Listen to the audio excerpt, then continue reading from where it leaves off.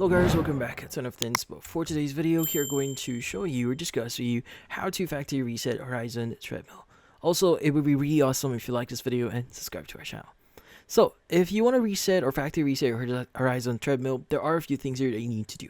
So, first things first is you want to basically cut power from your Horizon Treadmill. So, you want to go and just turn it off.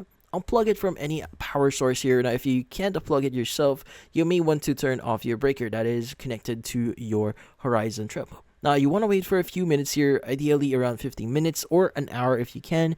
And in this case, this actually clears out or fully drains your treadmill, which in this case clears out some glitches here on your treadmill.